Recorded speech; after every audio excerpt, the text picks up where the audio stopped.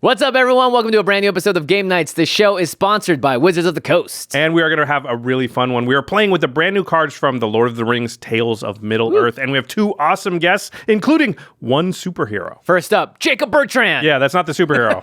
From Cobra Kai. And then the actual superhero, Xolo Maridueña, also from Cobra Kai, but also from the Blue Beetle, are here to battle it out. It's the Command Zone guys versus the Cobra Kai. Oh, I like that. Yeah. So I'm going to be rooting for the Command Zone guys on that one, yeah. Of course, before we get into it, we got to talk about our sponsors, cardkingdom.com/command. That is the place to go to buy your Magic product, singles, anything at all this Lord of the Rings stuff. It looks really, really, really cool. You know you want to get your hands on the Aragorns, the Frodos, the Gimlis, the Saurons, the Sarumans, the Smeagol's. Man, I want all of these cards. Yeah, me too. Yeah. You're Magic players, you're going to buy Magic cards, just go to cardkingdom.com/command. It is the best place to go, the best e-retailer for Magic cards on the internet. And one of the biggest reasons is because they are so convenient. They have a huge inventory. They're going to have all the cards you're looking for. And they're also going to send it to you all at one time. You can just add the land, sleeve up your deck, play right away. cardkingdom.com/command. And when you get those cards and sleeve them up, we recommend doing so with ULTRAPRO. Visit ultrapro.com/command because this set has so many sweet things to open. You're going to want to make sure that your product is protected. Not to mention, they also have those really cool panoramas. Maybe you want to display that in one of the Lord of the Rings binders from ULTRAPRO. Or maybe you want to just a brand new playmat, a deck box, sleeves, you name it. ULTRAPRO has the license for all this official Lord of the Rings stuff. Josh and I have trusted ULTRAPRO for decades now, and they are simply the best in the biz. And you can support the show and get the stuff you need by going to ultrapro.com/command. They have great deals all the time, and you can make your battlefield look totally awesome and themed out, which is one of the best parts about playing with sets like this. Yeah, especially this set. Not only do you get stuff to protect your cards, but you get this cool Lord of the Rings paraphernalia. Yeah. Also, ULTRAPRO gives us a bunch of this stuff to give away to the audience at the end of every episode of Game Night, so make sure you stick around to the end if you want to have a chance to win a bunch of that swag. Woo! And the last way to support our show is directly at patreon.com/command zone. We love our patrons. Every single patron gets access to our exclusive Command Zone Discord, where you can ask Josh, myself, Rachel, and other members of the team questions, but also you get first access to episodes of Game Nights and extra turns a day early. So you might have already seen this episode before everyone else. You already know the outcome. It's a really exciting episode. So if you want extra early access like that, amongst other perks and benefits, go to patreon.com/command zone and support the show directly there. We super appreciate it. Okay, Jimmy, are you ready to take down a superhero? I think so. Let's do this thing.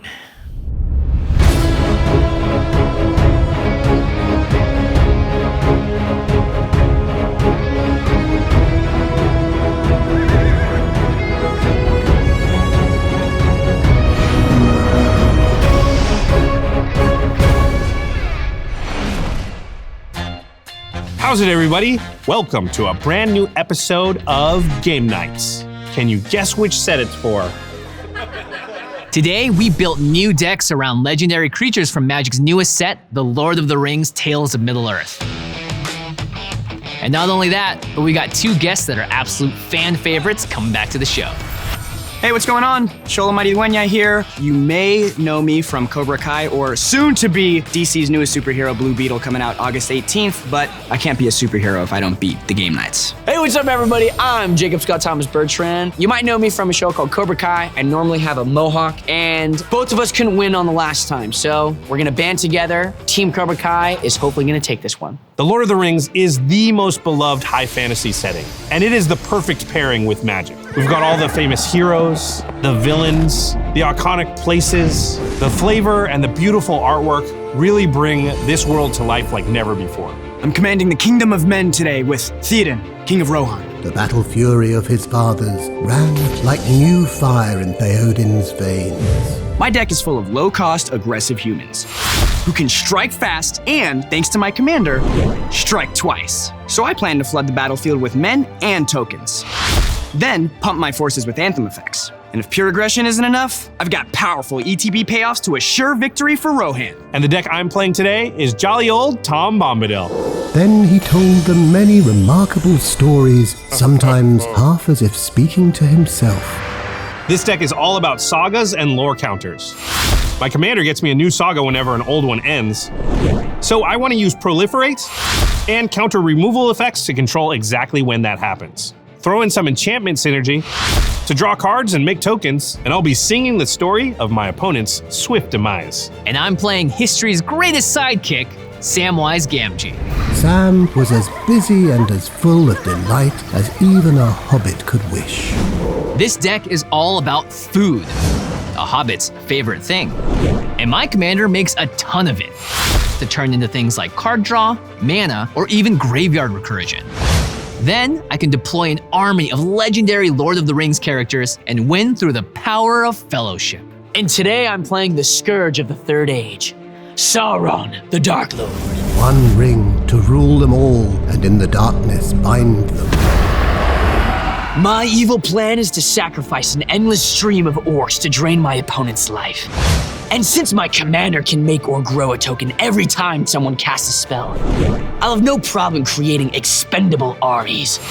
Or if my sacrifice plan gets shut down, I can pump my token up huge and attack with the full might of Mordor. All right, let's fight. Let's play. Let's battle! For Rohan!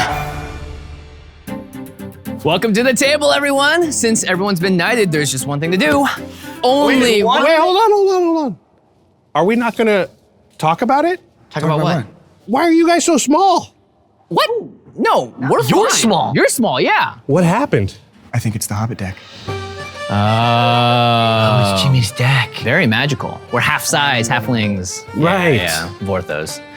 Ooh, I have a good idea. How about we say the catchphrase standing this time? Oh, Get it? 'Cause- that makes sense. Yeah, okay. All right, everyone, all right, stand up. Okay, welcome to Game Nights. Only one may stand. All right, sit back down.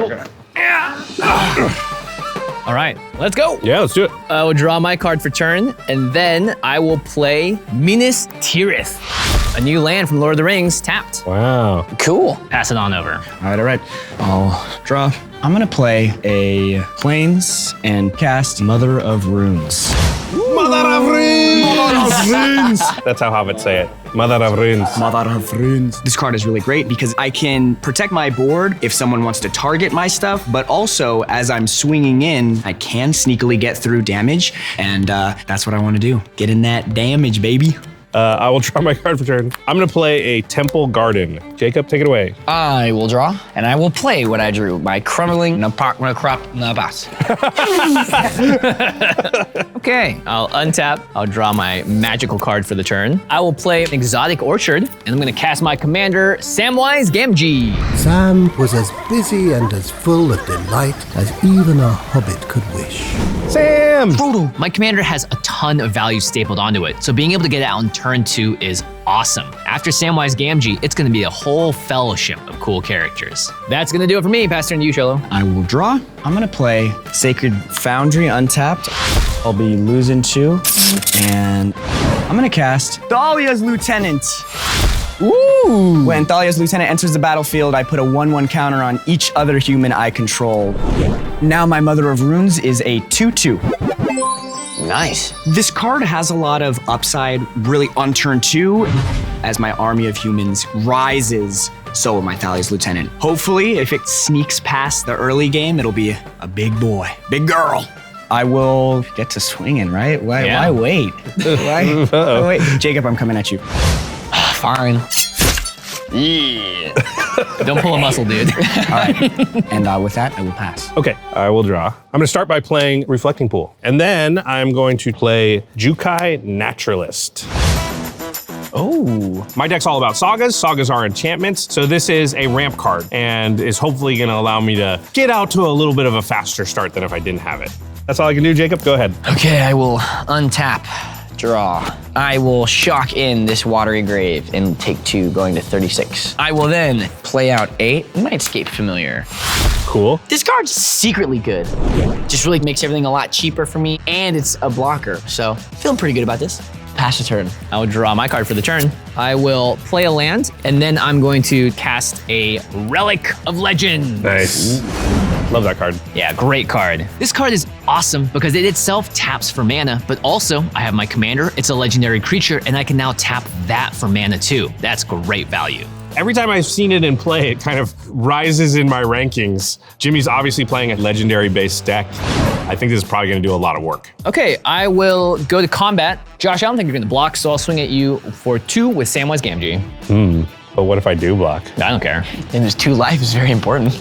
This is a common kind of attack. You look around, people have stuff, but you don't think they want to lose it. Well, I get to get his Commander off the board if I block. However, I think Jimmy may have miscalculated here. I think I blocked. Okay, all right, they're gonna trade. And I will go to 42. I see what Josh is doing here. He thinks he's getting the better trade by getting my commander out and forcing me to recast it again. But what he doesn't know is I actually have a contingency plan. I'm gonna send Samwise Gamgee to the graveyard.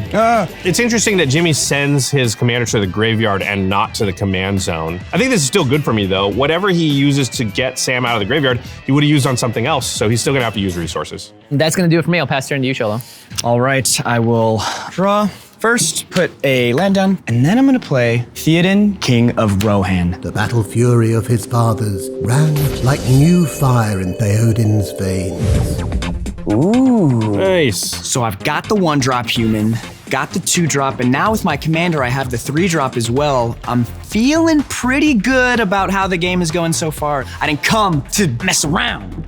When my commander enters the battlefield, I'll have 2 triggers. I will put a 1/1 counter on Thalia's Lieutenant, so it's now a 2/2. And Theoden will give Thalia's Lieutenant double strike as well.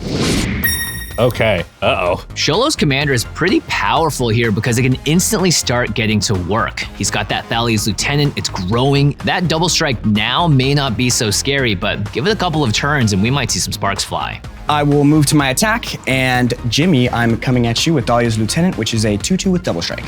For 4, okie dokie, I will take 4 and go to 36. With that, I'll pass my turn to you, Josh. Oh my God, it's already scary over there. Yep. All right, I will draw. I'm going to play Setessan Champion.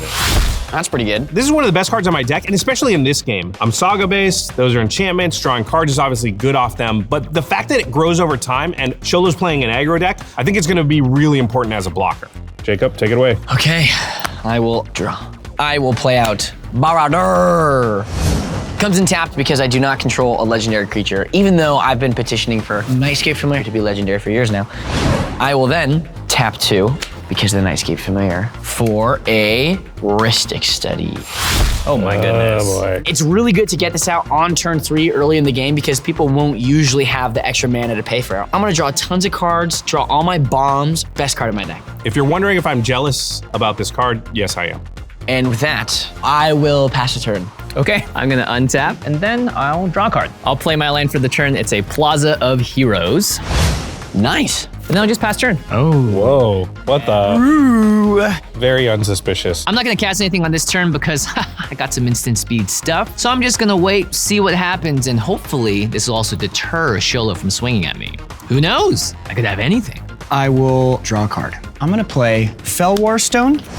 A Rhystic Study trigger? Nope, not paying for Rhystic Study. Nice. Free cards, pretty good.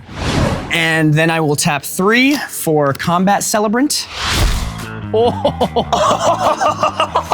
Now this is a card that ends games, especially in a deck like Xolo's that wants to hit in for as much damage as possible. He's gonna have multiple combat steps on top of double striking every single turn. Oh boy. The only kind of saving grace is that it doesn't have haste. He can't use it this turn. The problem is he's got that Mother of Runes to protect it, so he's likely to still have it for his next turn.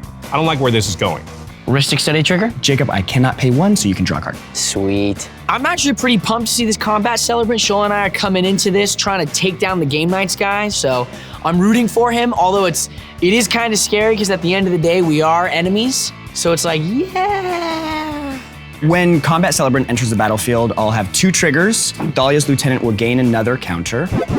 It's a 3/3 now, and my second trigger, Theoden will choose a creature to gain double strike. I'm gonna give Thalia's Lieutenant, again, double strike.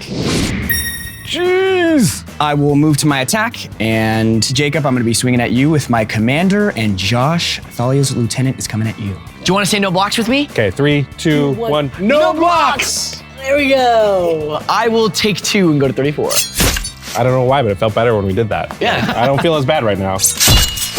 I mean, honestly, I'm happy to take the damage now when it's not as much as it's probably gonna be later. Hopefully this means Xolo attacks somebody else next turn when the Combat Celebrant gives him extra combats, right? That's all I can do, so I'll pass the turn. Having a pretty large threat turn 4 definitely gets the eyes pointed in my direction, but I think if it comes back around to my turn and I can swing with the Combat Celebrant, I know that there's gonna be lots of damage being spread around. Okay, I will untap. I will draw, and I'm gonna cast Scroll of Isildur. Ooh, cool. I do have a Ristic Study trigger, and you can't pay, so I'm drawing. Yeah, you are. When that enters the battlefield, the Saga will get a lore counter, and I will gain control of up to 1 target artifact. You have been hitting me. Well, I didn't even say anything. Well, you gave me the eyebrows.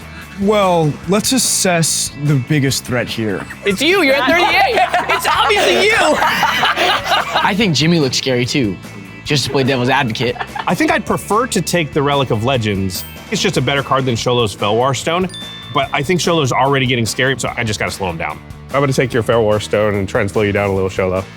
Okay, it's a bit of an inconvenience, but the average mana value of my deck is pretty low, so 1 mana away isn't too bad. Plus, once the Saga's off the battlefield, I'll get my Felwar Stone back, so it's okay for now. And then, oh, this is our first ever being tempted by the ring. Ooh, cool. So the first time you're tempted by the ring, you get the ring emblem and you progress to the first ability. You also choose a creature to be your ring bearer. My deck's not really built around this mechanic. I'm probably not gonna be using it or dealing with it much. It just happened to be on this Saga. But hey, I'll take some upside. I will choose a ring bearer. And I'm gonna target Setessan Champion. And then my Saga will trigger the Setessan Champion, which will get a +1/+1 counter, making it a 2/4. And then Jacob, go ahead. I will untap, and I will draw a land. Untapped. It's not. There's a lot of Do you cards have in this. no lands? No. You just drew like 5 cards. Dude, I drew 3. So I thought I would draw my 4th land with this Ristic Study, but I didn't. So we're gonna be responsible and play out my mana rocks, so I'm not too mana screwed. Gotta do what you gotta do. I'm gonna play Rakdos Signet, Nice. and then Dimir Signet. Ah, not bad. Is that it? That is it. Yeah, that's my turn. On your end step, I'm gonna tap for 5, and I'm gonna flash out Gandalf the White. Yeah, he's here. I'm blinded. Oh my goodness, this card does work. That's freaking Gandalf, right? This is gonna give flash speed to almost my entire deck. Now that draw go, he's gonna be doing that kind of every turn probably? I don't like it. Ristic Study trigger. I can't pay for it, so you will draw a card. Sweet. I'm in my end step, and I have 8 cards in hand, so I have to discard. Okay, Jimmy, I pass the turn, you're up. Okay, I'm going to draw my card for the turn, and I have flash on everything, so I'm just gonna pass turn to you, Xolo. I'm in a great position now because I can just pass the turn and hold everything up at instant speed. However, I did miss a land drop. No land drop? No land. Oh. As long as this doesn't become a pattern, I should be fine. I will untap. So I guess something went right in the past life because I'm getting to untap with Combat Celebrant. But first, let's see if we can get some more power on the board. I will cast Intrepid Adversary. Pretty good. When Intrepid Adversary enters the battlefield, I can pay 1 in a white, which I will. So I will put my Valor counter on Intrepid Adversary, which will give all of my creatures now +1/+1.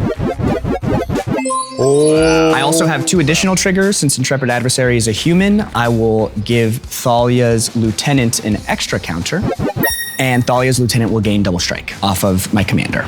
Yikes. I figured Xolo was gonna play a human this turn, but this is worse than most humans because it's adding power to his board that he can use now on a turn when it looks like he's gonna get an extra combat step. Ruh-roh. Xolo's kind of popping off a little bit. This is very scary. Ristic Study trigger? I will not pay, and you can draw a card. Why, thank you. Alrighty then. Alrighty then. Alrighty. I'm terrified. I will move to combat. Yeah. I think he's gonna throw a lot of damage right now. I just hope it's not my way. It's about to get bloody. Okay, I'll play the troll. I'll make 3 food tokens. Then I'm gonna play Killer Service. I'll make 3 more food tokens. Ooh, this deck is making me hungry. Yeah, I wish making food were this easy in real life. Oh, but it is, thanks to HelloFresh, America's #1 meal kit. They send farm fresh ingredients straight to your doorstep, so you can skip the grocery store this summer and gain some of your life back. Plus, with HelloFresh's pre-portioned ingredients and foolproof instructions, you'll be able to get cooking quick and create some truly delicious meals like their Santa Fe pork tacos. And with 40 recipes to choose from each week, including pescatarian and veggie options, even the pickiest eaters won't have to make sacrifices. Speaking of which, I will sacrifice 10 food tokens and train you all for, let's see. Actually, I have a response. Shh! After this, we get to eat. Josh got the HelloFresh bratwurst bar. Oh, I scoop. Me too. You win. Let's eat. Go to HelloFresh.com/Nights16 and use code Nights16, that's Nights with a K, for 16 free meals plus free shipping. That's 16 free meals and free shipping when you use code Nights16 at HelloFresh.com/Nights16. HelloFresh, America's #1 meal kit. Just leave it at the door! Oh, I thought you were a delivery guy. I'm Obnixilis, captive kingpin. Yeah, I lost my spark and I'm surrounded by enemies, so these days I mostly work out of my bunker and eat here and sleep here. I'm trapped. But with digital conveniences like Stamps.com, working from home is so easy it's criminal. With Stamps, it's like I've got a post office in my office. I can print postage and shipping labels myself, and I get access to UPS and USPS services at up to 85% off. Now that's a deal fit for a kingpin. All you need's a computer and a printer. They'll even send a free scale. See, I painted a little face on mine. Plus, whenever I need a package pickup, I just schedule it through my Stamps.com dashboard, and they handle the dirty work for me. There's no waiting in lines, no crowded post offices. Heck, with Stamps.com, why would I even want to get out of the house? Oh, God, I've got to get out of here, please. Avoid the hassle and get started with Stamps.com today. Sign up at Stamps.com/Nights for a special offer that includes a 4-week trial plus free postage and a free digital scale. No long-term commitments or contracts. Just go to Stamps.com/Nights. Alrighty then. Alrighty. I'm terrified. I will move to combat. Yeah. I think he's gonna throw a lot of damage right now. I just hope it's not my way. Table, brace for impact. It's so much damage. All right, let's see. Ally. Nose goes. Play the tape! Play it back! All right, nose goes.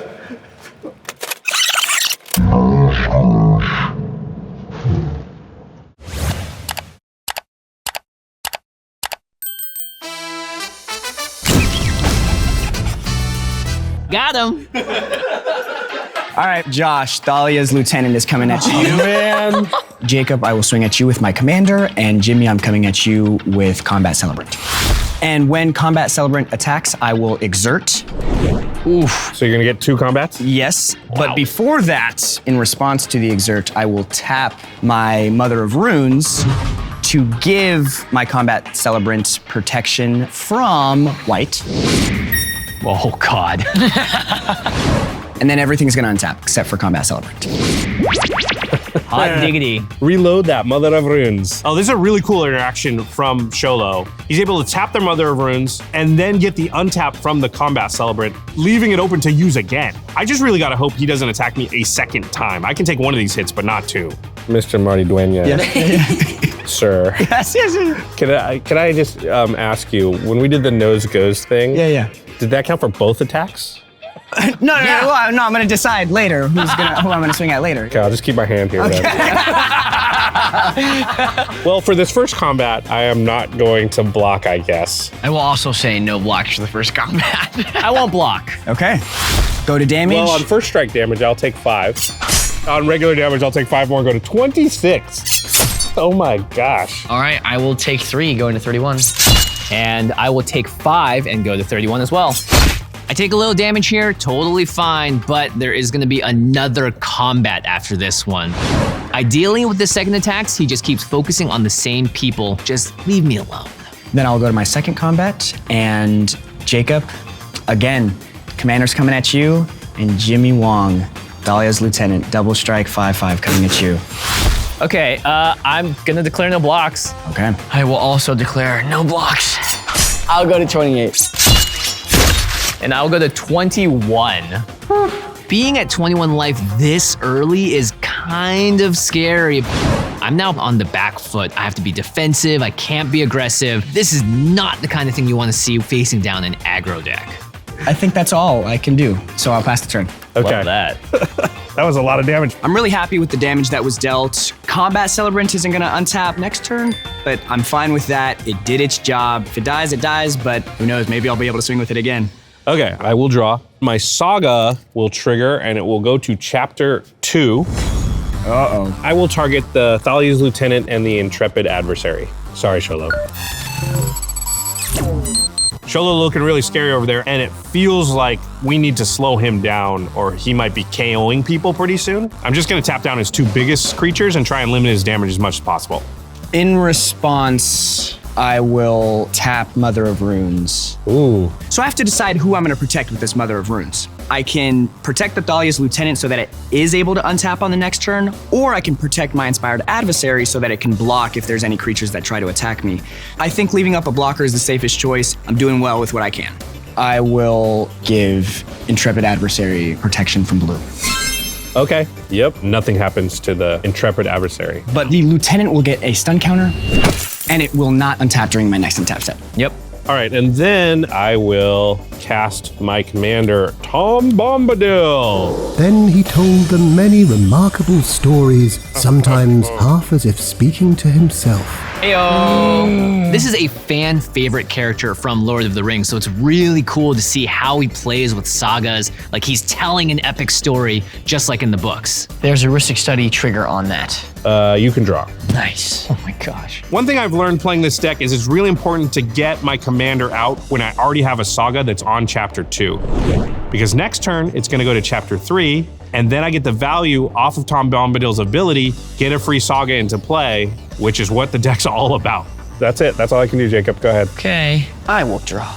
Well, we're gonna start off by playing a land per turn. Oh, you got one. I got one. In like 7 cards. Yeah, I got one. Incredible. Yeah, I got one. I will play Book of Mazarbul. Wait, you've got sagas too? Nice. Yeah, that's right. The first chapter, I amass Orcs 1. I will create a 0/0 Orc Army creature token and put a 1/1 counter on it. Not bad. This card's okay. It gives me a blocker. If I block with it and it dies, I get a slightly bigger blocker next turn. I want to block all of Xolo's crazy, scary people, and this will do it. I will then cast a Talisman of Indulgence. Okay. Mana Rock City over there. Mana Rock City. And then I will tap 2. Yep. For a Blood Artist. Oh, that's scary. Blood Artist is amazing. It is one of my key pieces for my game plan. I still need a sack outlet and I still need Sauron. So, you know, we're like 2/4 of the way there. 2/4? That's a half. Half the way there. And then I will pass a turn to Jimmy playing a flash card. Okay, on your end step, I'm going to flash out Teshar, Ancestor's Apostle. That's how Sam's coming back. As he's coming back. The Eagles are gonna come get him. Yeah. Oh, that's kind of cool. If Gandalf wasn't the best card in the deck, this is probably it. Being able to bring back creatures by just casting historic spells is going to be insane amounts of value. Samwise has been chilling in my graveyard for a couple of turns here, and thanks to this creature, it's time for him to get out of there. I will pay for the Ristic Study with my Relic of Legends. And then I'll use Relic of Legends ability and tap for 2, and I will flash out the Idol of Oblivion. Nice. Nice. I can't pay for the Ristic Study, so you can draw Sauron. Idol of Oblivion is going to trigger my Teshar Ancestor's Apostle because it's a historic spell, and I'm gonna return Samwise Gamgee from my graveyard to the battlefield. Wow, that's actually really good. Teshar is really good, yeah. Jimmy's relative power to the rest of the table is pretty hidden at this point. I like his position a lot because he's got a lot of his setup pieces out. He's playing at flash speed. I just really gotta hope the whole table can see him for the threat that he is. And then I will draw my card for turn. Dude, with the idol, that's Boy, so it got good. scary over there really quick. Where's my freaking land? Green can't find land? Okay, I'm going to cast myself a Guardian Project. Nice. That's pretty good. I really didn't want to have to play this out this turn, but I didn't draw a land now for the second turn in a row. So I'm gonna have to play at sorcery speed and probably tap out. I just have to find a land here. It is what it is. I will not pay for the Ristic Study trigger. Okay, I will draw. And then I'm going to tap the Relic of Legends and all 3 of my legendary creatures. And I'm gonna cast Treebeard, Gracious Host. Oh. Nice. Not paying for Ristic Study. Why, thank you. So when Treebeard enters the battlefield, there's gonna be a few triggers. First off, I'm going to get... You gotta talk slower, sorry. Oh yeah, sorry. When Treebeard enters the battlefield, I'll... No, even slower. When Treebeard enters the battlefield... Thank you, thank you, thank you. It's going to trigger a few things. And all of those are gonna be doubled because of Gandalf the White. Oh my God. So I'll draw 2 from Guardian Project. And then I'll make 4 food tokens from Treebeard and 2 food tokens from Samwise Gamgee. Wow. Many food. And then because I had a token enter the battlefield under my control this turn, I will tap the Idol of Oblivion to draw a card. Still looking for a land? Not a land. Still? No. That's gonna be it for me. I'll pass turn to you, Xolo. I know I'm just adding to the story of Jimmy Wong missing land drops, but I tried everything I could to make them happen. So it's really just the universe is against me at this point. Are you sure it's not the Jimmy Wong curse? It's not a curse. It's not a curse. It's a feature, not a bug. Okay, I will move to untap, and 2 of my creatures will not be untapped. Sun counter is now gone. Draw. Okay, I'm gonna play a Boros Signet. Okay. Ristic Study trigger. I will not pay. And then I will cast Dawn of a New Age. Oh. That's cool. And because I have 5 creatures, it will enter with 5 hope counters.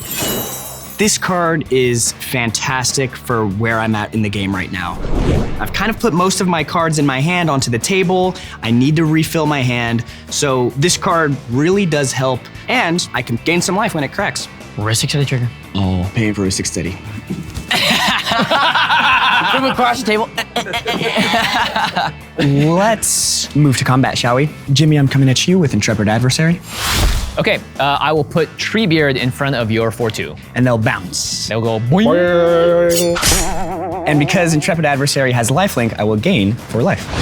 This is awesome because whenever you see the aggro deck stop applying pressure, it means that the corner has hopefully been turned. We've stemmed the bleeding, and I think Xolo is gonna diminish from here, and now Jimmy becomes the top threat. On my end step, I will remove a counter from Dawn of a New Age and draw a card. That's pretty cool. Josh, it's your turn. Okay, I will draw. My Scroll of Isildur is going to go to chapter 3. In response to that trigger, I'm gonna float a red mana with Felwar Stone, and then I will choose you, Xolo. So since you have 3 tapped creatures, I will draw 3 cards. You're welcome. So the Saga will go to the graveyard. Felwar Stone will go back to you, Xolo. And then Tom Bombadil is gonna trigger, since that was a Saga's final chapter resolving. So I'm gonna reveal cards from the top of my deck until I reveal a Saga, and that'll come into play. This is great. One of my main goals in this game was just to get at least 1 Tom Bombadil trigger. Now I'm gonna get a free Saga off the top of my deck. I have no way to know what it's gonna be. I hope it's something awesome. Saga. So here we go. Not a Saga. Oh, there it is. So it is Fable of the Mirror Breaker. Ooh. So that will start at chapter 1. And I will make a 2/2 Goblin Shaman. And then, because that is an enchantment entering the battlefield, Setessan Champion will trigger, and I will draw a card, and it will gain another counter, becoming a 3/5. Damn, you drew like 6 cards. That's pretty good. Yeah. Then I still have that red floating. Add 3 mana to it, and I'm gonna play Binding the Old Gods. So on cast, there's a Ristic Study trigger. Sorry, everybody, but Jacob, you can draw. Chapter 1 lets me destroy an online permanent. I'm gonna kill the Ristic Study with it. So many juicy options. There's a lot of juicy options. I assess Jimmy as the biggest threat right now, so I'm not really looking at the Ristic Study. And because of Teshar and Samwise, it's not very good to blow up something that he can just kind of get back for free. So there really is just one clear target over there. And I'm gonna target the Guardian Project, Jimmy. Ay, ay, ay. Okay, Guardian Project is gonna get blown up and go to my graveyard. Come on, Josh. The Ristic Study on Jacob's board is clearly the right choice here. Look how many cards he's already drawn with it. I've been missing land drops and my life total is at half. He doesn't get rid of my Ristic Study? Nice. Perfect. Amazing. Sauron. On the Binding of the Old Gods, that'll trigger Setessan Champion, so I will draw a card, and the champion is now a 4/6. Then I'm gonna play Glissa Sunslayer. Ooh. It's funny because this is in the deck to take counters off of Sagas and kind of reset them. But in this case, First Strike and Death Touch, I think, are important as a blocker. Makes it scary to attack me. So I just want to be a little defensive, make sure I stay alive. There's a Ristic Study trigger. Yeah, I'm not gonna pay. I don't have the mana, so you can draw. Oh boy. Yeah, that's all I can do. Go ahead, Jacob. Okay, I will untap and draw. I will uptick my Saga. Chapter 2. And since I already have an army, my Orc army will become a 3/3. Okay. I will then tap 5, because of the Nightscape Familiar, for my commander. Ooh. Sauron, the Dark Lord. One ring to rule them all, and in the darkness bind them. The enemy. The enemy. This card has a lot of text. Feels pretty similar to Coma. You just get free creatures as your opponents just play the game. The way to really take advantage of this is to have a free sack outlet so that every time your opponents cast a spell, you sack that token you've got, then create a new one. Jacob doesn't have that at the moment, so he's not fully online. You know, even though I don't have my sack outlet, making a big orc army, that's not a bad plan either. So that's kind of what we're going for right now. Always his eye is watching. I will then cast a Call of the Ring. Ooh, nice. It's a cool new card. It synergizes pretty well with my commander. Having something that can tempt me every turn seems pretty good. I have a pretty full hand, but if my hand ever starts dwindling, during my upkeep, I can always have the ring tempt me, churn through my deck a little bit more. So feeling pretty good about this. With that, I will pass the turn. All right, let's untap, and I'll draw my card for turn. Hey, it's a land. Hey. There you go. I will play my land for turn. It's plains. I'm going to tap for 3 mana, and I'm gonna cast a Farhaven Elf. Oh, more lands. When that creature enters the battlefield, I'm gonna go find a forest, put it on the battlefield tapped, and then Sam will trigger, and I'll make another food token, going to 7. You have 7 food? 7 food. Man, that's so Sam to have 7 So food. Sam. Yeah. Perfect. I get my land drop, and not only that, I also get to ramp this turn. I've pretty much caught up to the rest of the table in terms of the lands I've missed, and I'm feeling way, way better about my position. Sorry, 2 triggers, Sauron and Ristic Study. I will amass Orcs 1. My Orc army is now 4/4. Yep, and then I shall pay 1 mana for the Heuristic Study. I'm going to tap my Idol of Oblivion and draw a card because a token enter the battlefield under my control this turn. Nice. And things are scary out there, so I'm just gonna pass turn to you, Xolo. All right, I will untap. I definitely didn't expect Combat Celebrant to still be on the battlefield at this point, but I'm not complaining, but I think we need to up the ante a little bit. Okay, I will tap 3 for Horn of Gondor.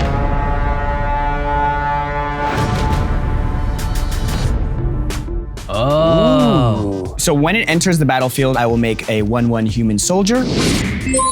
Dahlia's Lieutenant will gain another counter, and again, double strike. Horn of Gondor comes out, brings the 1/1. Boom.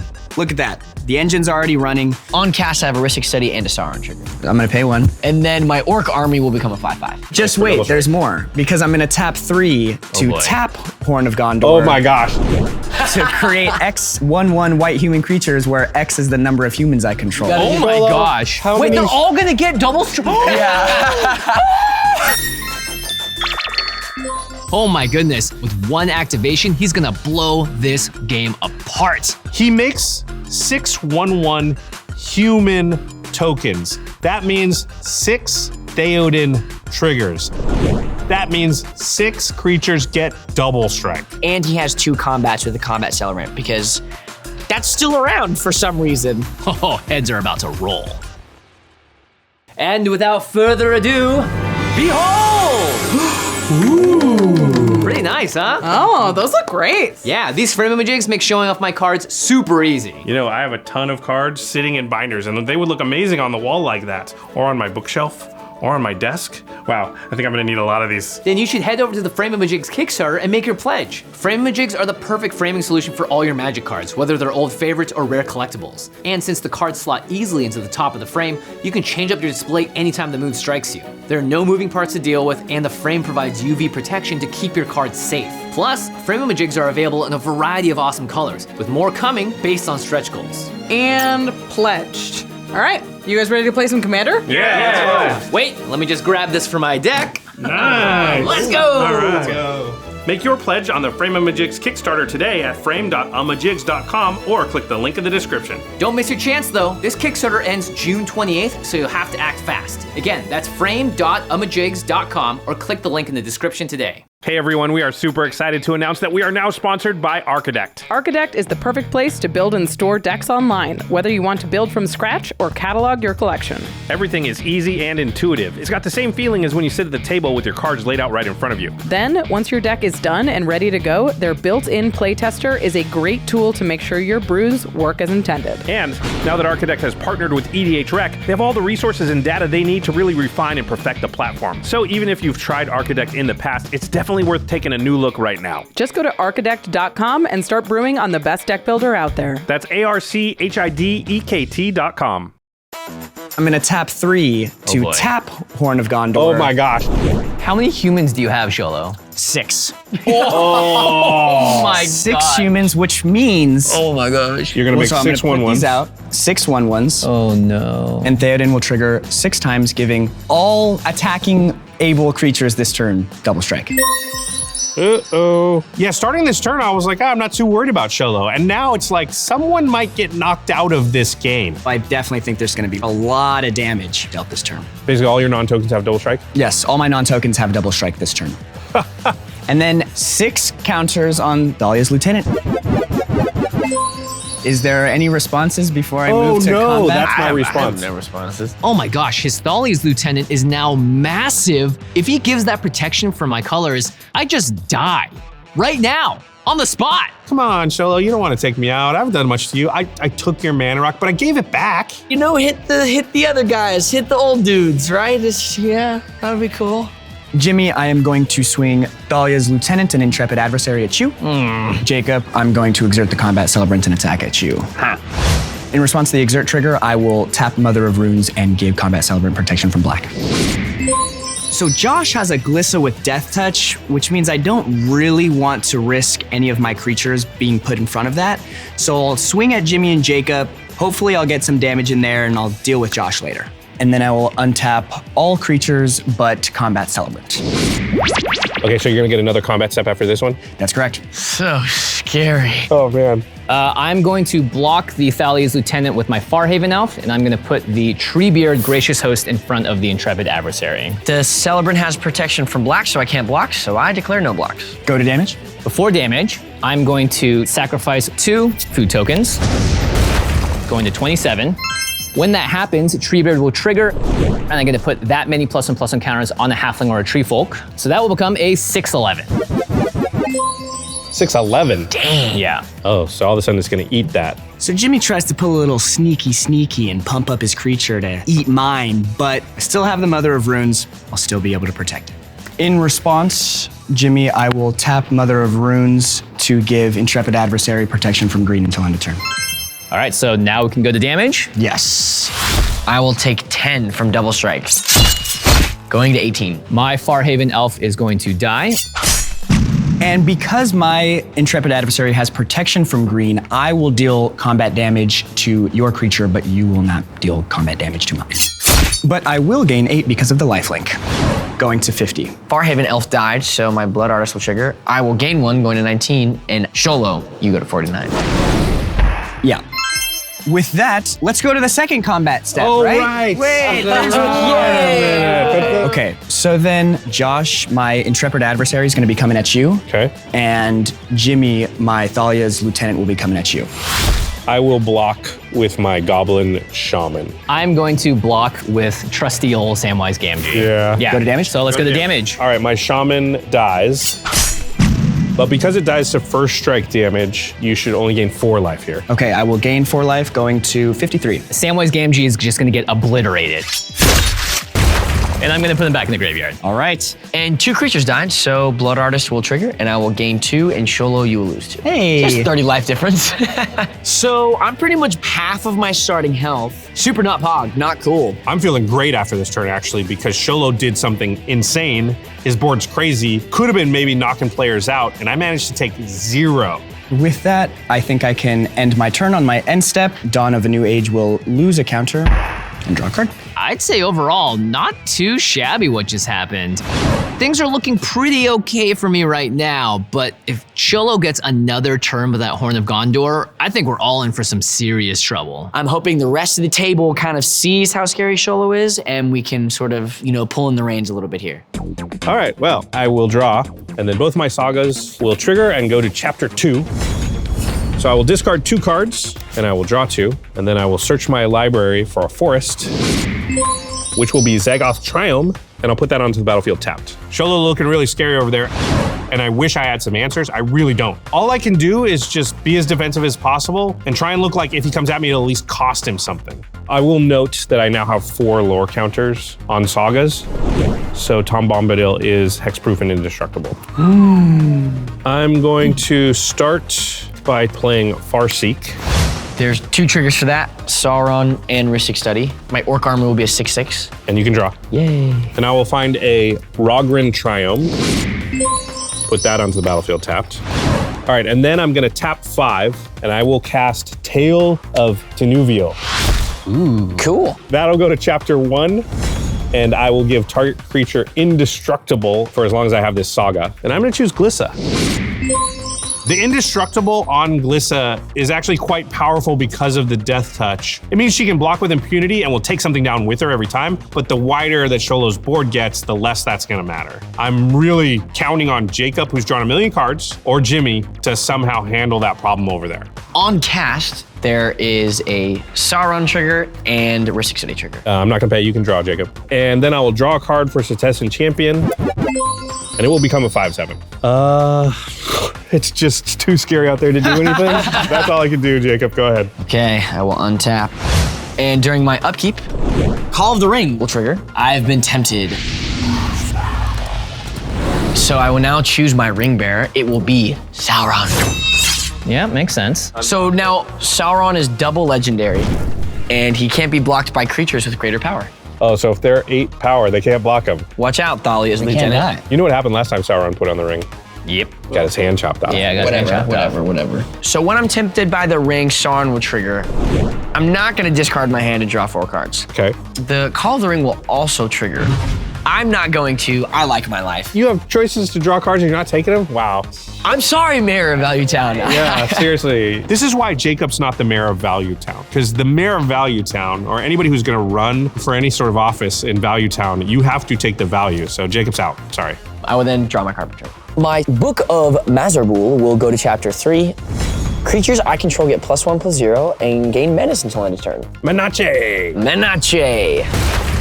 All right, so Xolo's a problem. There's a lot of dangerous artifacts on the board. I think I gotta deploy this ultimate weapon to deal with the artifacts. I'll then tap for 4, because the Nightscape familiar. I'm gonna overload Vandal Blast. That kills every artifact I don't control. It kind of sucks for me to lose all my food tokens and the Relic of Legends, but most importantly, that Horn of Gondor is going bye-bye, and that is good news for everyone. In response, I'm gonna float a mana with Gandalf the Grey and Relic of Legends. What color?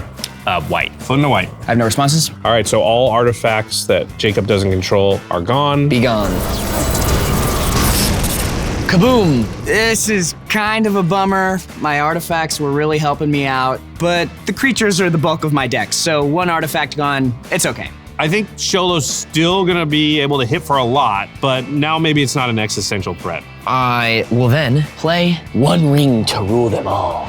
Ooh, new saga. New saga. When this goes to the first chapter, the ring will tempt me. Yep. And then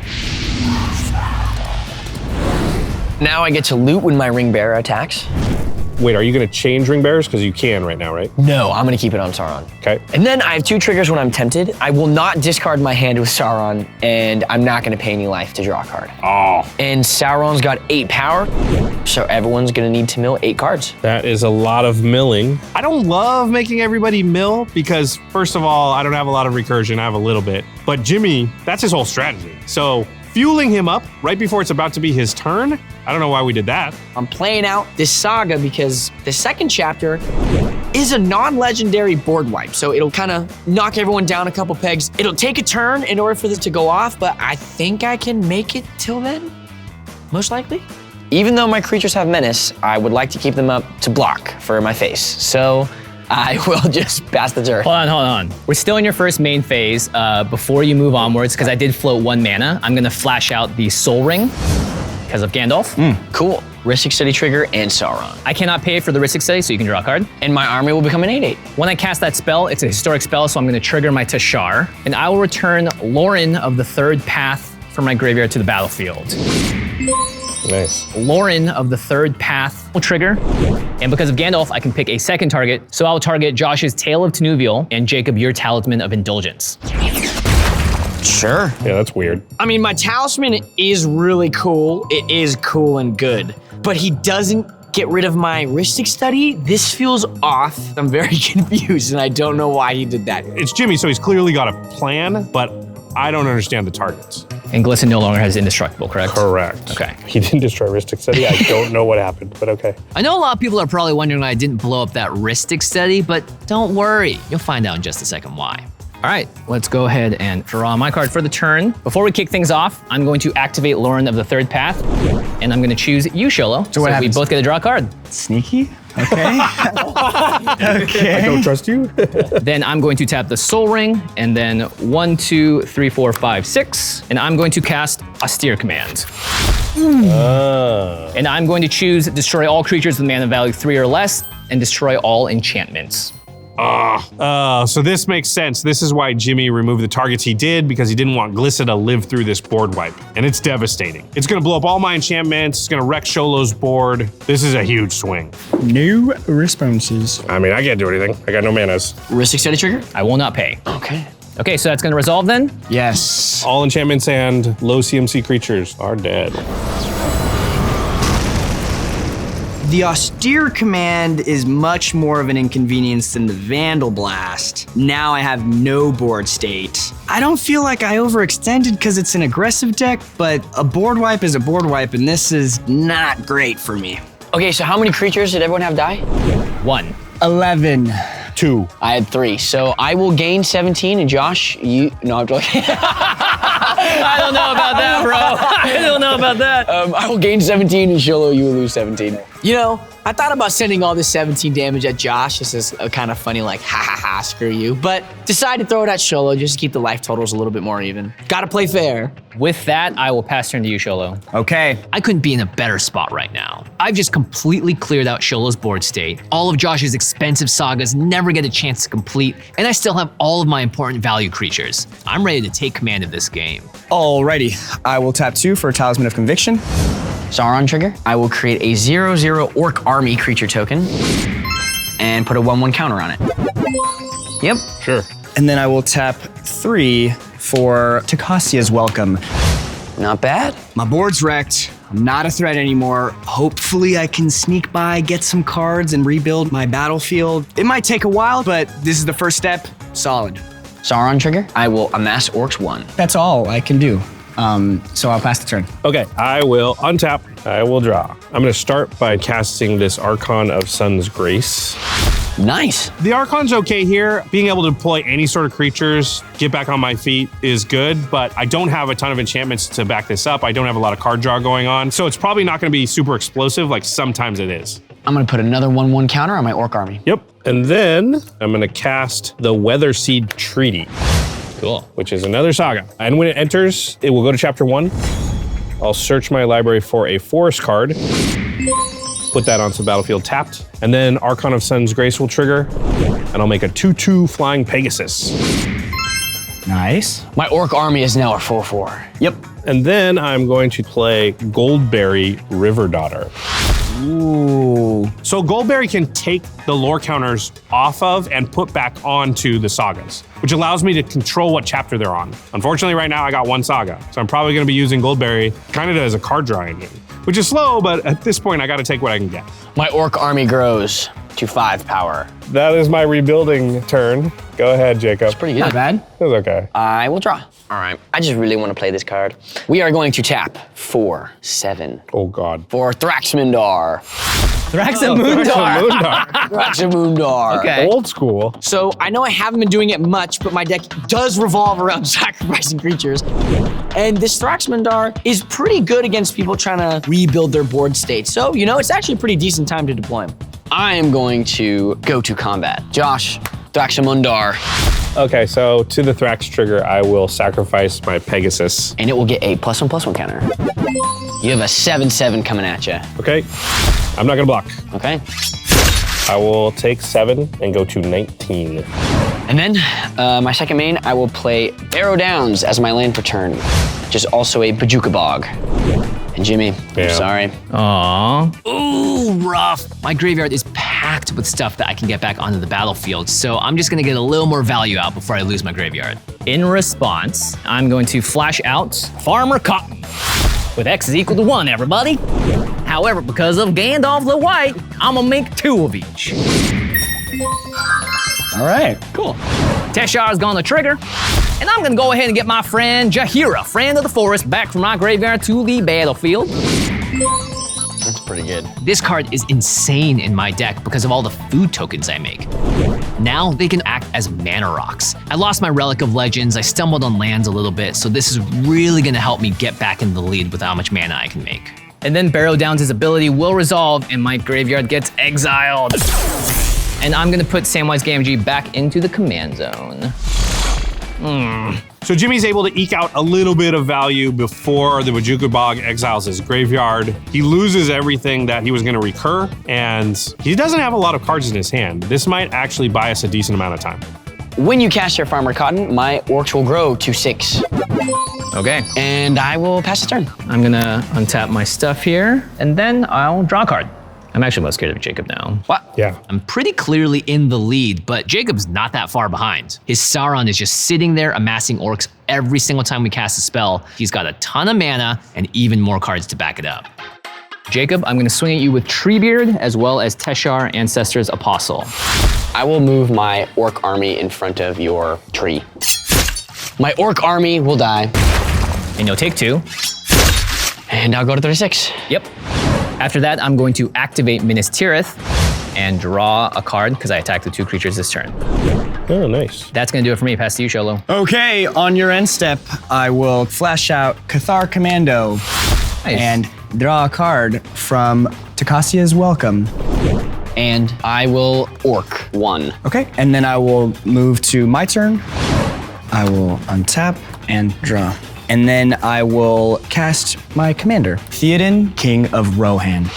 Yep. And when my commander gets cast, it will give Cathar Commando double strike. And I will also draw a card. Nice. I'm feeling pretty outplayed at this point. All I can do is cast my commander, draws me a card, hold up a blocker, and hope for the best. And then I will orc. And my orc army is now a 2/2. And with that, pass. Poor Xolo though, look at us. He had like everything, and then our rebuilding cards were just so much better. Yeah. It's kind of rough seeing Xolo not really do much while everyone else is rebuilding. Maybe he committed too hard, but Boros guy is gonna Boros, so what are you gonna do? I'm gonna untap. In my upkeep, I'm gonna tap Goldberry, and I'm gonna take the lore counter off of my Saga and put it onto her. Interesting. Then I will go to my draw step, I will draw for turn, and then the Weather Seed Treaty will get a lore counter. And I'll search my library for a basic land. Okay. And that will be a Plains, which will come into the battlefield tapped. Then I'm going to cast Pippin, Guard of the Citadel. My friend! Hey, it's Pippin, my old friend! This is a really sweet card. It kind of acts like a Mother of Runes a little bit. It's really good on Josh's side of the board because it's so flexible. He can protect all sorts of different things with Pippin, and as we've seen already in this game, that can be a really powerful ability. On cast, my orc army will become a 3/3. Yeah, that's all I can do. Go ahead, Jacob. Unfortunately, I'm not able to do much on this turn, but my hand is nothing. I got lands. I really need to find something that's gonna draw me some cards in order to have any chance to affect this game. I will draw my card for turn. And then I will tap 2 for a Talisman of Dominance. Okay, at least he's playing those out, not crazy things. I think Jimmy's a little scary. I really wanted to remove some of his creatures, but he has this Plaza of Heroes, which can grant a legendary creature indestructible and hexproof. So I'm gonna have to jump through some hoops to get there. I will then tap 3 for a Claim the Precious. Destroy target creature, the ring tempts you. I will target your Gandalf, Jimmy. Okay. Gandalf has been the keystone to my entire deck so far this game, so I really don't think I can allow Jacob to try and take it out right now. Fortunately, I've been holding up mana for that Plaza of Heroes, and it's exactly what the doctor ordered. In response, I'm going to activate my Plaza of Heroes to give Gandalf hexproof and indestructible until end of turn. Ah, that's bad. Battle fills with my spell. The ring will not tempt me. You fool! I didn't care about the Gandalf. I mean, no, yeah, it is really powerful. I wanted it to Teshar, and now you have no more protection. Time to deploy phase 2 of my master plan. I will then cast Feed the Swarm on your Teshar. No longer have protection up, so Teshar is going to get destroyed. Nice. You lose life? I will lose 4 life, going to 32. Yeah, this is really heads up play by Jacob. I love it. He baits out the use of the Plaza of Heroes with the first removal spell, and then actually gets rid of the real target. Very tricky. Tashard doesn't actually do that much for me because my graveyard has been emptied out thanks to Jacob's Barrow Downs. I'm kind of okay with him leaving my Gandalf alone in this case. I think it's still gonna get me more value than Teshar would. And then I will play a Viserys here. Uh-oh. Well, this is a sack outlet, which is what I was worried about because of Sauron and that amass ability. He's gonna get value now. Every time we cast a spell, he's gonna be able to scry. So it's probably gonna put in some work. I will then tap 3 for a Gleaming Overseer. So this is cool. This is a War with Spark card that amasses zombies, but it actually works with the orcs as well. I will amass 1, so my orc army is at 4 power now. And now my zombie tokens have Hexproof and Menace. So my Rhystic Study's gone, and I've been dumping out my hand. I only have 2 cards left, so this feels like a pretty good time to dump those 2 cards, draw a fresh 4, get some more threats on the battlefield. I'm gonna go to combat. Oh, he's got Thraxamundar. Yeah, Jimmy. Oh, yeah, interesting. I'm gonna swing my 7/7 Thraxamundar at you. And Xolo, because you only have 2 creatures, I'm gonna swing this menacing hexproof orc at you for 4. Okay, when that swings at me, I'm going to need to sacrifice a creature. So I will first tap this halfling for a green mana with Jaheira, and then sacrifice it. Okay, so you got green floating. When you sack that creature, Thraxamundar will become an 8/8. And then tap for an additional 3 to flash out Samwise Gamgee. Sure. Okay, and then I will go to block the Thraxamundar with my Farmer Cotton. And I will take no damage, and Farmer Cotton will die. I have no blockers, so I will take 4. When my orc army deals combat damage to a player, the ring is gonna tempt me, and it gains its 3rd ability. And I'm actually gonna choose a new ring bearer. I'm gonna put it on the Thraxamundar. Oh, geez, really hard to block Thraxamundar. That's great. And I will activate Sauron's ability. Whenever the ring tempts me, I will discard my hand and draw 4. Wow, that was crazy. He's got the 4 cards like a normal human being. Is that it? That is it. Yeah, that's my turn. So at the end of this turn, I'm feeling pretty good. I feel like me and Jimmy are on even footing. I took some creatures away from him, and everyone seems to be doing pretty good. Except for Xolo. Still feel bad for that guy. Okay, I'm going to untap. I will draw my card for the turn. So Jimmy untaps for his turn and goes into the tank here, doing the counting the mana thing and pointing out his creatures. In case you've never watched Game Nights before, this is not a good sign. So what creatures do you have? You have a... He's got a 7/6, 1/4, 1/4, and a 1/1. All right, I've just been dirtling around and doing a lot of value-based things this whole game, but now it's time to get serious. I think I need to take control and take some people out. All right, first I'm going to crack 2 of my food tokens. I will gain 6 life, going to 33, and I'm gonna choose to put 6 more +1/+1 counters on Treebeard. So it's a 12/17? It's a big boy. Oof. I will then tap for 5 mana, and I'm gonna cast Overwhelming Stampede. Oh! And the largest creature I have is a 12 power creature, so all my creatures are gonna get +12/+12 and trample. Holy crap. Oh boy. That's why Treebeard wanted to be really, really big. Jimmy could probably take out a player or 2 this turn. This is really bad. Definitely not a big threat at this point. So Jimmy better, look the other way and attack the other people. All right, hold on. With that on the stack, who are you gonna swing it at? Yeah, who are you swinging? You're definitely gonna be able to kill somebody, is that right? Yeah, Yes. for sure. Yeah. Can you kill 2 people? Maybe. I'm gonna have a lot of power here. I don't know if I can let this happen. Oh, hold up. Are you gonna kill the Treebeard? Yeah. If Josh gets rid of my Treebeard before this Overwhelming Stampede resolves, then it's gonna do absolutely nothing. I can't let that happen. And an enemy of mine is also an enemy of Josh's, so maybe I can find a way out of this. How about I don't kill you? I'm just gonna tell you. Yeah. I'm gonna kill Sauron. Okay. That's what the Fellowship got to do. Why? But he has great concerts. Samwise got to kill Sauron. So Yeah. 100% gonna be sending at least 44 at Sauron. And then I'm gonna have a 24/24 Treebeard and a 13/13. But I'm only at 19. How about this? I'll just send 1 halfling at you. It's a 13/13.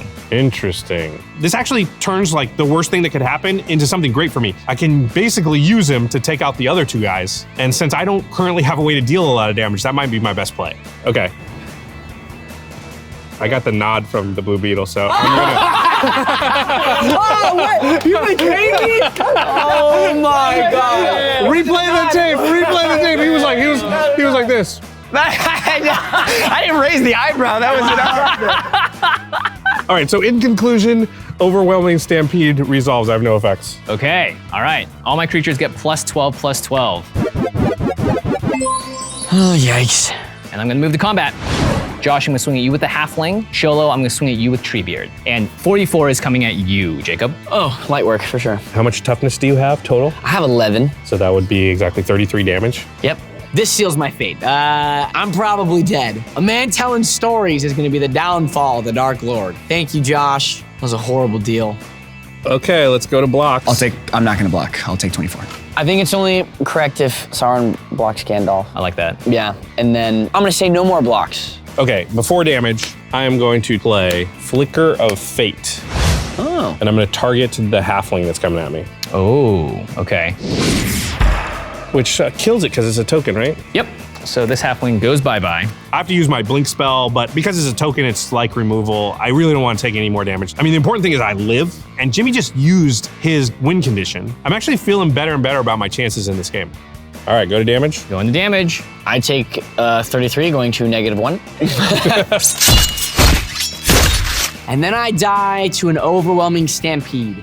Oh no! I take 24, going to 6. Ugh. Man, there have been some big swings this game. All right, that's gonna do it for my turn. I'll pass the turn to you, Sholo. I'm feeling pretty good about my position right now. I just took out the most threatening player at the table. I still have a pretty good board state, and the rest of my opponents are just still rebuilding and trying to get back into the game. I think if I can keep this lead on, I'm gonna be able to win this game in no time at all. I will go to untap. At this point, with 6 health, it's not looking good for me, but who knows? Last time I was able to politic my way out, maybe I'll be able to do it this time. I will tap 2 for Grand Abolisher. Oh. Okay. When Grand Abolisher enters, my commander will trigger, and I will give Cathar Commando double strike. And I will draw a card off of my enchantment. Nice. Ooh.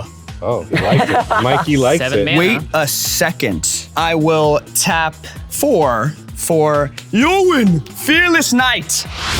Oh my gosh, Eowyn's so sweet. Now, although Jimmy has no blockers, he has a really powerful engine going on. So I want to kind of disrupt that a little bit.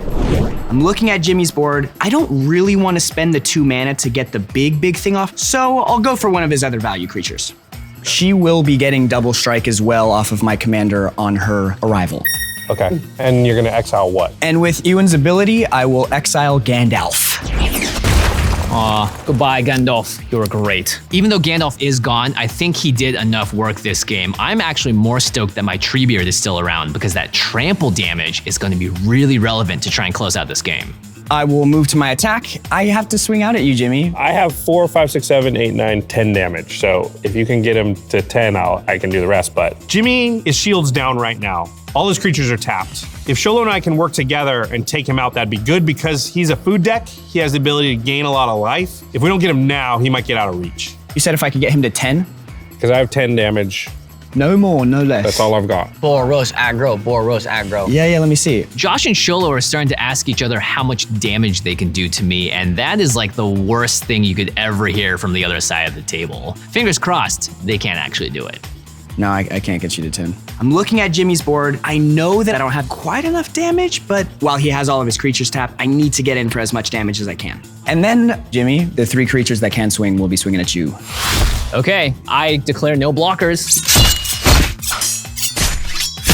All right, I will take 14 and just go to 19. Okay, Xolo hits me for a bunch, but it's not enough to really put me within killing range of Josh, so I think I'm gonna be okay here. And that's all. All right, I will untap. So Xolo does what he can here and knocks Jimmy down to 19 life. I don't have enough on the battlefield that can deal damage and knock Jimmy out. I only have 10 attack power on board. My Saga will go up to chapter 2. I will make a 1/1 Sapperling. Nice. What's the third one? Because you can technically move it to 3 now, right? If you wanted to. That's true. The third one is something gets, oh. I forgot about the buff on chapter 3 of my Weatherseed Treaty, but it only brings me up to 14 damage, which will bring Jimmy down to 5. It's so close, but I just can't figure out how to get those extra few points in. Can you do 5 to him? Because I can do 14. I can't do 5. but I think I can help you get 5. You can add 5 to my attack? Yeah. So I'd left my mana open to hopefully help my own board, but I'm looking at my cards and maybe I'll be able to help Josh kill Jimmy, so I'm for it. All right, I'm gonna trust you here because really I don't have any other plays. I'm going to tap a blue and I'm gonna activate Goldberry. And I'm gonna move that 1 lore counter from before onto my saga. So it goes to chapter 3. Oh, shoot. So when it goes to chapter 3, I'll give the +5/+5 and trample to Tom Bombadil. Nice. And then that was the final chapter on Saga. So Tom Bombadil is gonna trigger. Oh. So I'll reveal cards from the top of my library till I find a Saga. Here we go, not a Saga. It is Showdown of the Skulls. Oh, that's so good for him right now. This is about the best card I could think of because it's gonna virtually draw me 4 new cards. And this whole time I've just been needing cards. So I just hope I get something good. All right, so that'll enter the battlefield. I will make a 2/2 Pegasus. Cool. And then I will exile the top 4 cards of my library and I can play them this turn. So here are the 4 cards. Oath of the Grey Host, Song of Arendelle, Breeding Pool, and Nesting Grounds. Jeez. All right, well, none of that pumps my creatures right now, so I'm just gonna go to combat and hopefully you can do your thing, Xolo. Jimmy? Yeah? I'm gonna swing at you with everything I got, which is a 9/9 Tom Bombadil, a 3/4 flyer, and a 2/2. Okay, well, I cannot block, so I declare no blocks. Okay, I upheld my end of the bargain, and let's see what Xolo's got to help us get across this finish line here. But wait. Before the bell, I will Boros Charm. Ooh. Oh, what? Hold on, what? So you're gonna give Tom Bombadil double strike? Oh yeah, we need that big boy to have double strike. Uh-oh. The plan is going accordingly. Kill him, Josh. Ooh, okay, so with Xolo's spell, this definitely is lethal against me. But fortunately, I have a response. In response, oh gosh, I'm gonna exile a card from my hand and evoke Solitude. Oh. And I'm gonna target Tom Bombadil. Uh-oh. All right, so Jimmy has a removal spell and is threatening to get rid of Tom Bombadil, which means he won't take the damage and he won't be knocked out of this game. However, I still have that Pippin. I can protect my creature. In response, I'm gonna activate Pippin, choosing creature to protect my commander. Yep. Whoa! So I knew that Josh was gonna be able to protect his creature with Pippin, but still have 1 more spell up my sleeve. and then I'll tap for a white. Uh-oh. I'm gonna cast Swords to Plowshare on Mr. Bombadil. Okay, yeah, I can't do anything about it. I think we tried. We tried, we did try. All right, Tom Bombadil gets exiled. I'll put him into the command zone, and I will gain 9 life, going to 28. Well, I definitely didn't expect him to have an answer for that. Oh, wow. Thought we had him. All right, then we go to damage. Yep, I'll take 5 and go to 14. And I will gain 3 because of the life link on the Archon of Sun's Grace, going to 31. Well, after all that, I am still alive. I did have to use 3 cards out of my hand to do so, but getting back to my turn is all I care about right now. All right, second main, I'm gonna start by casting this Song of Arendelle. So that's an enchantment, so I'll make another 2/2 flyer. Then it'll go to chapter 1. So I'll scry 2, and I'll put 1 on top and 1 on the bottom, and then I will draw 2. Then I'm gonna play the Trickster God's Heist. Oh. So that is an enchantment, so I'll make another Pegasus. And then the first chapter will trigger, and I can exchange control of 2 creatures. Jimmy, I'm gonna trade you my Sapperling for your Treebeard. No, my big boy. Josh taking this is a huge blow. All the rest of my board has already been picked off by the other players, and now I gotta deal with that? Wow, Treebeard kind of got a downgrade. I traded my really small plant for a giant tree. That's what we call a good trade. Now, Treebeard does have Ward 2, so I'll have to pay the mana, and that's all I can do. Jimmy, go ahead. Dang. Chill, you're on my team as far as I'm concerned. All right, so it's disappointing that Jimmy wasn't knocked out, but I think I've firmly taken control of the game. And Jimmy and Xolo are definitely aware of it and trying to team up to take me down, but I think it might be too late. Let's go ahead and untap everything and then draw my card for the turn. What's your hand looking like? You got anything to deal with? One card? Oh God. Ugh, this feels so bad because now I have no ability to pressure anyone at the table and I can't get rid of that Treebeard. So my best bet is just to play out everything I can from my hand and hope for the best. I'm gonna kick things off and cast Durnan of the Yawning Portal. That's gonna trigger my Samwise. I will create a food token, and then I will cast a Teleportation Circle. Oh. Teleportation Circle is a really powerful card, but it's just not gonna have enough time before the game ends to really accrue the value to make it worth it. Would have been scary earlier, but it's not gonna do much now. Can't really attack, so I'm gonna move to my end step. Teleportation Circle is going to trigger, and I'm gonna target my Durnan. It's going to flicker, come back on the battlefield. That's gonna trigger my Samwise again, and I'll make another food token. Sam's busy in the kitchen. He's cooking up a storm over here. And that's gonna do it for me. I'll pass turn. All right, I'm gonna draw. First up, I will play Erkenbrand, Lord of Westfold. All of my creatures will get +1/+0, and I will give double strike to Cathar Commando. Okay. And Josh, I'm tapping out and swinging at you, brother. Everything? Yes. Okay. Josh has enough to kill me in the air. I have no blockers for that. So I'm dead if I attack, dead if I don't. Might as well swing in. I'm gonna block the Grand Abolisher with 1 Pegasus and Theoden with 2 Pegasus. The Pegasus and the Abolisher will trade. And Theoden will die. 1 Pegasus will die. Then I'll take 11, but I gain 6 from the lifelink, so I'll go to 25. And when I gain that life from the lifelink, that'll trigger Treebeard, so he'll get 6 more counters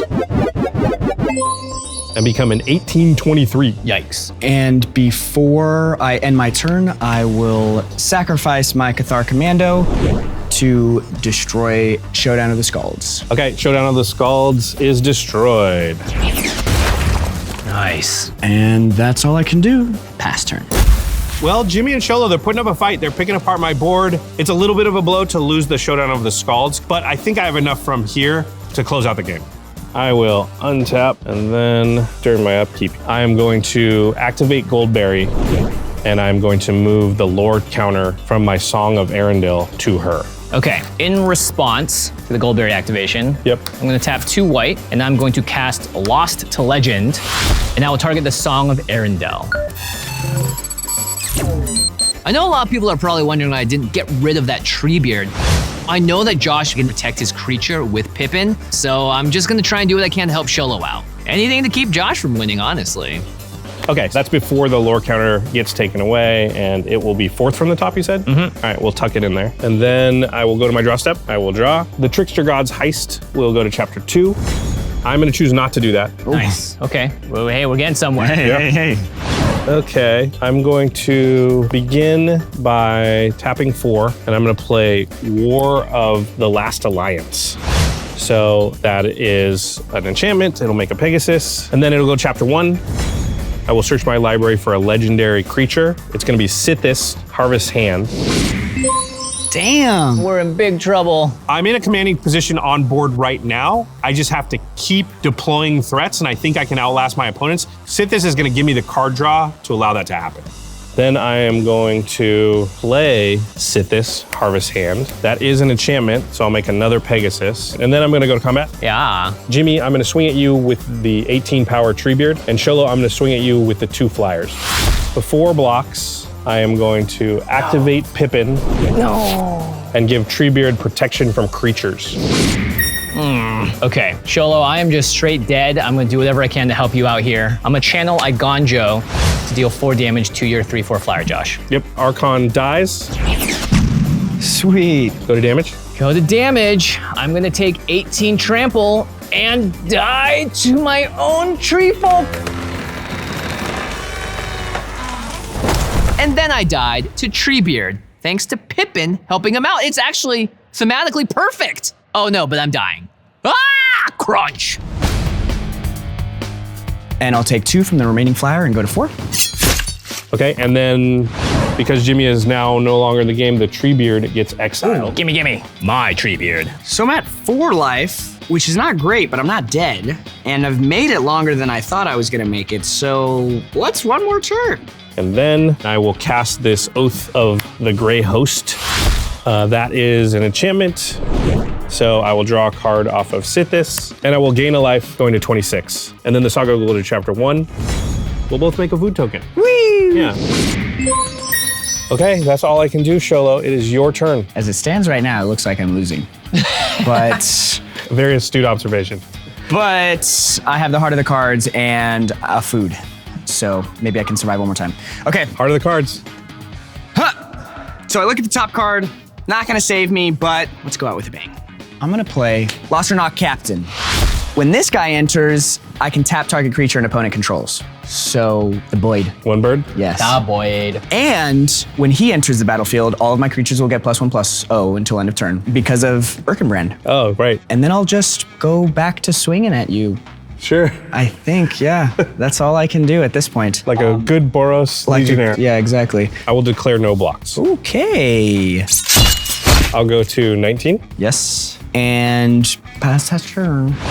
Yeah, this attack from Xolo, I think it signifies that that's all he can do. And, well, it's all over but the crying.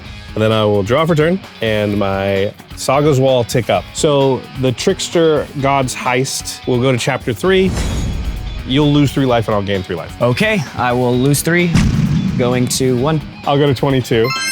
The Oath of the Great Host will go to chapter 2, and you'll lose 3 life. I will, in response, tap 2 to sacrifice my food and gain 3 life, going to 4. I actually kind of forgot about that food token. I thought he was just going to die to the sagas. Okay, and then you'll lose the 3 life. So I'll go to 1? Yeah, you go back to 1. Okay. Go back to 1? Sorry. And then skip your combat step? Luckily, I can still attack with creatures, so I guess I'm going to do that. Then my War of the Last Alliance will go to chapter 2. I get to search my library for a legendary creature. I will find Gloin, Dwarf Emissary, and then I will go to combat, and I will swing at you with 3 2/2s in the air. And then I will die. It's like every classic saga tells you, you'll die by a bunch of Pegasuses. What? No! No! Good game. Good Yeah. game. Good game. Good game. Good game. I can barely reach across this table. Well, I didn't fly the Eagles into Mordor, but I did fly the Pegasuses into either Gondor or Rohan. In any case, I win. This game was really fun because it was just so swingy. I really didn't think that I had a chance until maybe the last couple of turns. I thought I was just out of it. And those are often the most fun games of Commander, where you're just kind of like, okay, I'm done. And then you're like, well, unless, oh my gosh, do I have it? I have it. My deck didn't really get to do its thing. The other decks just kind of eked out ahead of me a little bit. But Sauron's pretty cool, and I'm really excited to keep playing the deck. I love when Magic does the crossovers. I think it's a great way to bring people to the game. It's just cool to get to swing around with Gandalf and Gimli and Legolas and fight against Sauron or be Sauron. The flavor of all of the mechanics that they have, I think is just so awesome. And Samwise is a food commander. I mean, come on, doesn't get much better than that. Really grateful for the team here at Game Nights for immersing me into the Lord of the Rings world, the Hobbit world. I mean, look, they made me small. About that, we're unsmalling me, right? That should wear off. Oh, okay. When? All right, Yeah. you made it to the end of the episode. Hey, we're back to normal size. Yes, thank goodness. Thanks, Tom. I didn't realize that part of the story, too. It's like, you'll get returned to normal size after all is said and done. Whew, thank Yeah, goodness. pretty sure that's canon to the book. Yeah. Just want to say thanks to Jacob and Xolo, and make sure that you check out Blue Beetle in theaters August 18th. We definitely want to support our boy. Yeah, and if you want to support the show, you can do so by shopping for your cards at cardkingdom.com. That's the place to go to get all of your sealed products, singles, and more. The Lord of the Rings is out.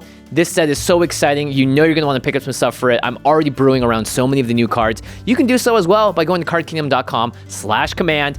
Buy your cards from one place, get them all at the same time, and just be ready to rock and roll at your next game night with your deck in hand. I know I can't wait to see some of these new commanders across me from the table. So if you want to do so and support the show at the same time, go to cardkingdom.com/command. And of course, once you get those cards, you want to protect them, keep them in pristine condition. Ultra Pro ultrapro.com/command. That is the place to go to get all of your game accessories to protect your game pieces, but also to make your battlefield look awesome. Yeah. There's no better time than right now because of the Lord of the Rings stuff. The artwork is so beautiful. They have playmats, deck boxes, sleeves. You can rep your deck, but also rep the greatest high fantasy setting of all time. Truth. Yeah, that is what we call value. So ultrapro.com/command. That's the place to go to get all of that. And of course, you may just be able to win some of that Ultra Pro stuff for free right now by entering our giveaway. Jimmy, how do they enter? It's super simple. You can enter one of 3 ways, or all 3 if you so choose. First up, go to Twitter. Use the hashtag GameNights, that's Nights with a K, and tweet out a link to this episode. Say whatever you want. If you're on Facebook, navigate your way to our Facebook page, find the post that is sharing this episode, and go ahead and tag a friend in the comments, someone you think would also appreciate this high fantasy setting, and that's how you enter on Facebook. The third and final way is very easy on Instagram. Just make any post in the entry period using the hashtag GameNights, and you'll be entered there. And remember, you only have 1 week to do so. So 1 week from the release date of this video, the entries will be closed, and anything after that won't be counted. So get your entries in right now. You don't want to miss out on some of this cool stuff. Yeah, definitely enter all 3 ways because Yeah, why that's not? 3 times the chance to win. Why wouldn't you just do all 3? I don't know. Yeah. All right, good luck, everybody. Thanks for watching the episode, and we will see you very, very soon. Bye-bye. Peace.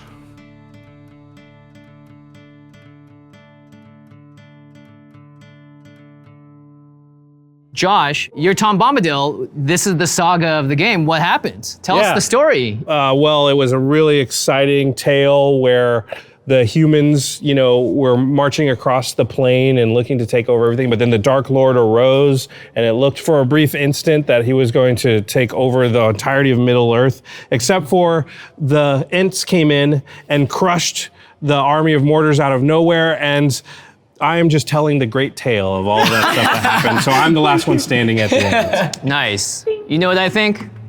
Leave the storytelling to Tolkien.